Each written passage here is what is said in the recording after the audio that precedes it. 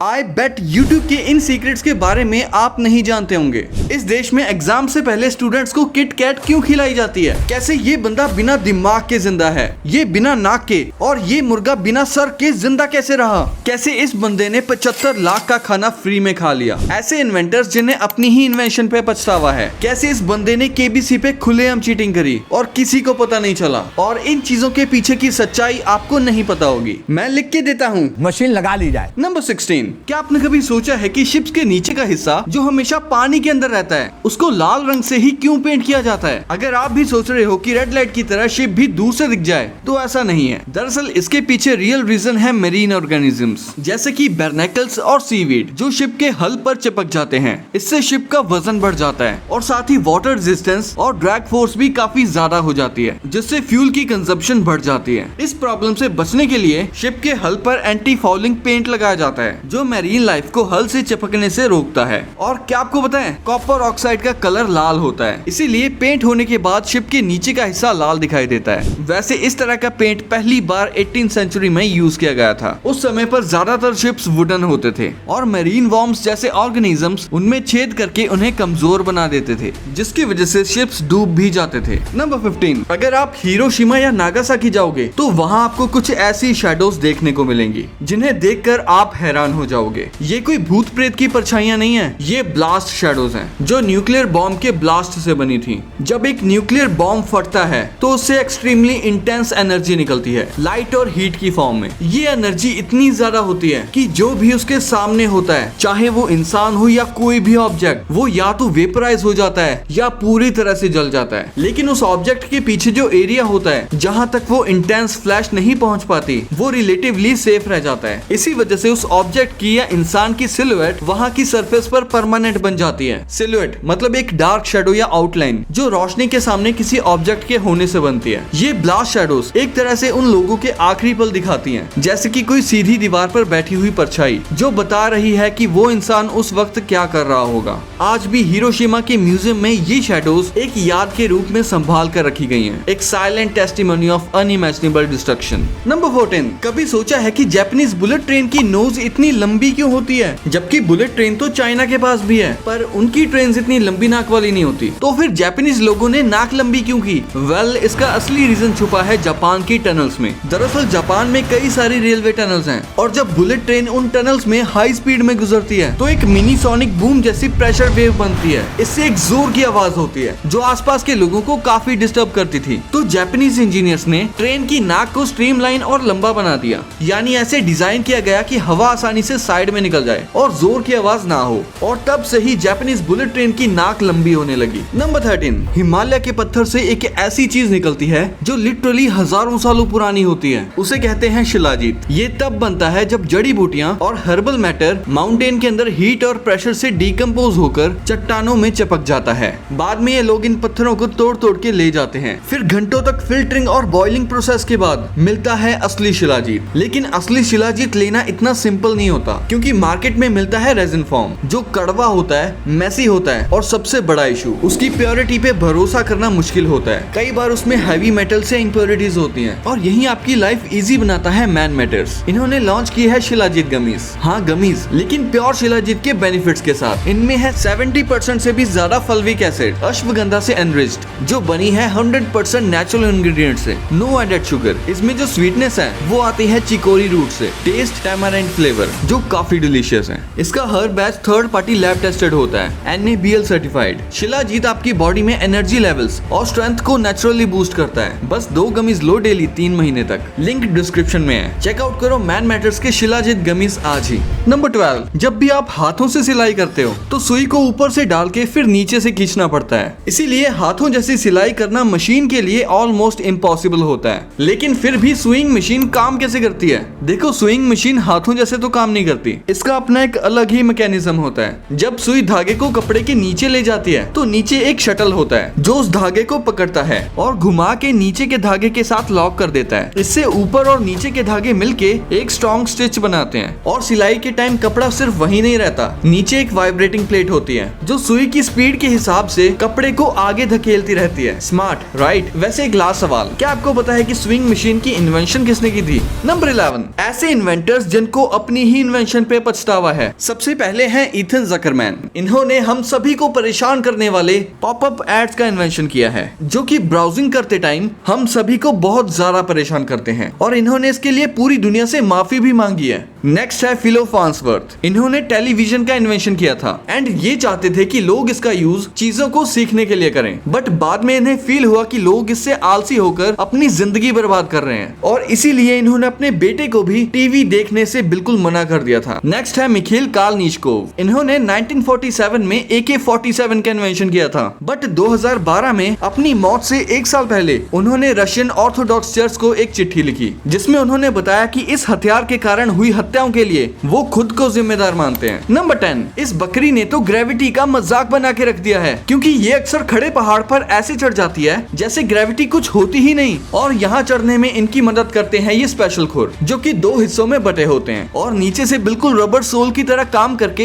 एक मजबूत ग्रिप बनाते हैं, ताकि बकरी पहाड़ी पर नमक चाट सके और जंगली जानवरों से अपनी जान बचा सके, जैसे कि इस बकरी ने बचाई जब एक भालू उसके पीछे पड़ गया। बकरी ने तो खुद को पहाड़ी पे बैलेंस कर लिया, लेकिन भालू का बैलेंस बिगड़ गया और लेग पीस खाने की तमन्ना में बेचारा खुद डेड पीस हो गया। नंबर 9, जैसे ही शेर दहाड़ता है तो मूवीज में हमें उसकी आवाज ऐसे सुनाते हैं, जबकि रियलिटी में ये शेर की आवाज है ही नहीं, बल्कि ये तो एडिटेड वॉइस है, क्योंकि एक असली मर्द शेर की आवाज रियल लाइफ में ऐसी होती है।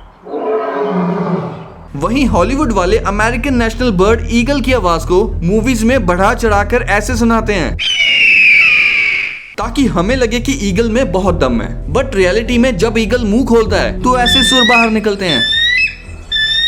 नंबर 8, ये है दुनिया का सबसे यूजलेस बॉक्स, जिसे लोग सिर्फ टाइम पास के लिए ही यूज करते हैं। दरअसल इस गैजेट में एक ऐसी स्टिक होती है जिसे पुश करने पर अंदर से एक और स्टिक निकलकर बाहर वाली स्टिक को पीछे कर देती है। जितनी बार इस स्टिक को पुश किया जाता है, ये मशीन उतनी ही बार अलग अलग तरीकों से उसे पीछे कर देती है, और ये मशीन 8 स्टिक्स वाली भी हो सकती है, जिसमें एक साथ सभी स्टिक्स को पुश करने पर ये मशीन एक एक करके सभी को पीछे कर देगी। और इसके जैसे ही एक और मशीन है जिसमें इस तरह का मैकेनिज्म होता है कि हर बार ये अलग अलग तरीके से स्टिक को पीछे करता है, और लास्ट में जब ये इंसान से बोर हो जाती है तो खुद ही सफेद झंडा दिखा देती है। नंबर 7, क्या आपको पता है कि जापान में बच्चे एग्जाम से पहले किटकैट खा के जाते हैं, जैसे यहाँ पे दही खिलाया जाता है गुड लक के लिए। और जापान में किटकैट का क्रेज इतना है कि 2011 की सुनामी के बाद लोग एक दूसरे को किटकैट भेजते थे, जिसमें मैसेज था यू विल श्योरली रिकवर। इसके रैपर को आप एज अ ट्रेन टिकट भी यूज कर सकते थे। जापान अकेला ऐसा देश है जहाँ किटकैट 300 फ्लेवर से भी ज्यादा में मिलती है। वहाँ के अलग अलग रीजन्स में अलग अलग फ्लेवर्स में किटकैट मिलती है, जिन्हें सोविनियर्स की तरह गिफ्ट किया जाता है कि देख मैं वहाँ से तेरे लिए किटकैट लेके आया। इन सब का रीजन है किटकैट का नाम। जापान में इसे किटो काटो प्रोनाउंस किया जाता है, जो जापानीज सेइंग किटो कात्सु से मिलता है, जिसका मतलब है यू विल श्योरली विन,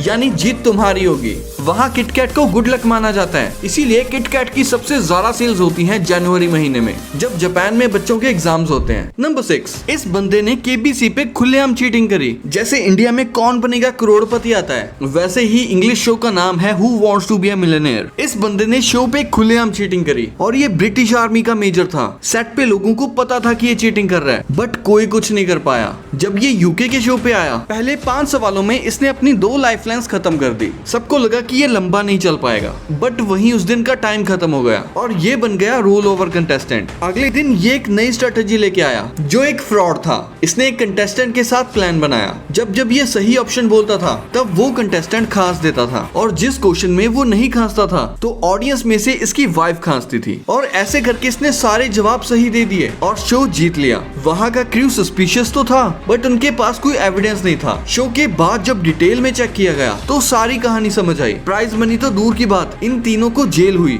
ये एपिसोड बना तो था, बट कभी एयर नहीं हुआ। नंबर 5, ये ह्यूमंस की बनाई हुई पहली चीज है जिसने स्पीड ऑफ साउंड को ब्रेक किया था, और वो और कुछ नहीं बल्कि एक whip है। जब आप एक whip चलाओगे तो उसकी स्पीड ऑफ साउंड से भी दुगनी होती है, यानी लिटरली ये छोटी सी चीज सोनिक बूम क्रिएट करती है। सोनिक बूम यानी स्पीड ऑफ साउंड के बैरियर को ब्रेक करना। दरअसल इस whip को इस तरह से डिजाइन किया जाता है कि जितनी एनर्जी आप उसके स्टार्टिंग पे दोगे, उससे जिससे दुगनी एनर्जी उसके एंड वाले पार्ट पर जाएगी। ऐसा करते करते उसके सबसे छोटे वाले पार्ट पर सबसे ज्यादा वेलोसिटी अप्लाई होती है, जिससे वो स्पीड ऑफ साउंड के बैरियर को ब्रेक करती है। नंबर 4, जैसे ही ये प्लेन उड़ा वैसे ही लोगों के होश उड़ गए, क्योंकि इस प्लेन का लैंडिंग व्हील 90 डिग्रीज तक टेढ़ा हो गया था। दरअसल जेट ब्लू फ्लाइट 292 के उड़ान भरने के आधे घंटे बाद पायलट को पता चला कि प्लेन का लैंडिंग गियर टेढ़ा हो चुका है, जिस कारण लैंडिंग के वक्त प्लेन में आग भी लग सकती है। इसीलिए पहले तो पायलट ने पैसेंजर्स को 3 घंटे तक समुद्र के ऊपर मौजी खिलाई ताकि प्लेन का एक्सेसिव फ्यूल बर्न हो जाए, और फिर इमरजेंसी लैंडिंग कराने के लिए प्लेन को रनवे पर उतारना शुरू किया। लेकिन जैसे ही प्लेन का लैंडिंग गियर रनवे से टच हुआ उसमें आग लग गई, पायलट का गला सूख गया और पैसेंजर्स कांप उठे। मगर आज मौत छुट्टी पर थी, इसीलिए तो आग अपने आप बुझ गई और लोगों की जान बच गई। नंबर 3, ये बंदा बिना दिमाग के जिंदा है और इस बंदे की नाक ही नहीं है, और ये मुर्गा बिना सर के 18 महीनों तक जिंदा कैसे रहा, आइए जानते हैं। ये बंदा सोमालिया का एक पुलिस ऑफिसर है जिसने अपना आधा दिमाग और एक आंख को एक बॉम्ब ब्लास्ट की वजह से खो दिया, लेकिन इसके सर में अभी भी आधा दिमाग है, जिसकी वजह से ये जिंदा है। ये है डोनी फ्रिट्स, जिन्हें मैक्सिलरी साइनस कार्सिनोमा नामक कैंसर था, जिसकी वजह से इनकी नाक को इनके चेहरे से हटाना पड़ा। अगर ना हटाते तो इनकी जान भी जा सकती थी। तब से लेके आज तक ये सिलिकॉन की फेक नाक लगाते हैं। ये है माइक, ये मुर्गा बिना सर के जिंदा रहा। दरअसल इस मुर्गे की आंख, चोंच और सर कट गया था, लेकिन इसका 80% दिमाग इसके शरीर में ही था, जो इसकी दिल की धड़कन, डाइजेस्टिव सिस्टम और सांसों को कंट्रोल कर रहा था, और इसे ड्रॉप की हेल्प से खाना पानी दिया जाता था। ऐसा करके ये 18 महीनों तक जिंदा रहा। नंबर 2, एक बंदे ने 75 लाख रुपए का खाना एयरपोर्ट पे फ्री में खाया और एयरलाइन वाले उसका कुछ बिगाड़ ही नहीं सके, क्योंकि वो परफेक्टली लीगल था। इसने एक फर्स्ट क्लास की टिकट खरीदी, ईस्टर्न चाइना एयरलाइंस की। टिकट दिखा के ये जाता था फर्स्ट क्लास के वीआईपी लाउंज में, वहाँ खाना पीना फ्री था। वहाँ भाई ने मस्त अपना खाया पिया और वीआईपी ट्रीटमेंट भी मिला, बट वहाँ से बोर्डिंग के लिए नहीं जाता था, अपनी टिकट पोस्टपोन करा देता था अगले दिन के लिए। देन नेक्स्ट डे अपनी नई टिकट दिखा के फिर से वीआईपी लाउंज में घुस जाता था, वहाँ फिर से खाता पीता और अगेन टिकट पोस्टपोन करा देता था। ऐसा करके इस बंदे ने एक साल में 300 बार अपनी टिकट पोस्टपोन करवाई और रोज खाता पीता था। इसकी टिकट थी फुल्ली फ्लेक्सिबल। जब एयरलाइन वालों ने इसे पकड़ा तो भाई ने टिकट ही कैंसिल कर दी और फुल रिफंड ले लिया एक्सपायरी डेट से पहले, यानी सब कुछ फ्री पड़ गया, क्योंकि कुछ भी रूल्स के अगेंस्ट नहीं था। एयरलाइंस वाले इसका कुछ भी नहीं कर पाए। नंबर 1, YouTube यूज करते हो और YouTube की ये मजेदार चीजें नहीं पता? नहीं। तो चलिए जानते हैं YouTube की सबसे मजेदार चीजें। भाई YouTube पे ये ग्लिच लाखों में एक बार होता है। अगर आप YouTube पर 301 व्यू सर्च करोगे तो आपको एक ऐसी वीडियो मिलेगी जिसके व्यूज तो 301 ही हैं, पर भाई इसके लाइक्स 4 मिलियन से भी ज्यादा हैं और कमेंट्स भी 3 लाख से ज्यादा हैं 13 साल से। ये YouTube का पुराना बग था। पहले 301 व्यूज के बाद व्यूज टेम्परेरीली रुक जाते थे वेरिफिकेशन के लिए। एक क्रिएटर ने इस इशू पे वीडियो बनाई और YouTube ने मजे लेने के लिए उसी की वीडियो को 301 पे लॉक कर दिया, ग्लिच का मजाक बना के रख दिया। अगर आप YouTube पे टेक्नोब्लेड सर्च करोगे तो YouTube आपको कहेगा did you mean Technoblade never dies, जबकि आपने नेम एकदम सही लिखा है। फिर भी दरअसल ये टेक्नोब्लेड, जिनको माइनक्राफ्ट का बादशाह कहा जाता था, उनको ट्रिब्यूट देने के लिए था। इनकी 2022 में कैंसर से डेथ हो गई थी, तो इसीलिए YouTube ने सर्च रिजल्ट को ही ट्रिब्यूट बना दिया रिस्पेक्ट देने के लिए। YouTube पे सर्च करो वेब ड्राइवर टोर्सो, तो आपको एक ऐसा चैनल मिलेगा जिसपे बस रेड और ब्लू रेक्टेंगल्स वाली टेस्ट वीडियोस हैं, जिसके तकरीबन 2 लाख सब्सक्राइबर्स हैं और वीडियोस 6 लाख से भी ज्यादा। एक्चुअली इस चैनल पे YouTube के ही अलग अलग फीचर्स को टेस्ट करता है, जो कि खुद YouTube ही जाने क्या टेस्ट करता है।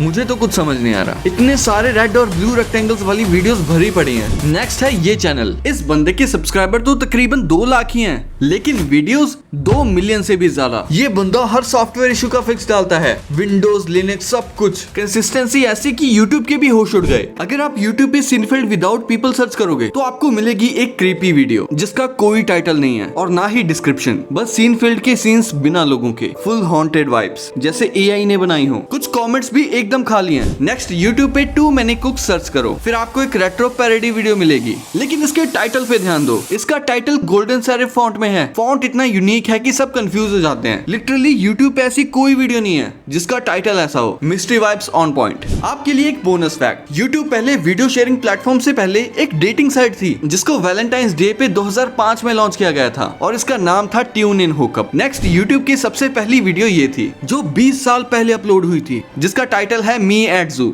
और इसको YouTube के ही फाउंडर जावेद करीम ने अपलोड किया था। इस पे 350 मिलियन से भी ज्यादा व्यूज हैं, 17 मिलियन से भी ज्यादा लाइक्स हैं और 5 मिलियन से भी ज्यादा सब्सक्राइबर्स हैं। गजब।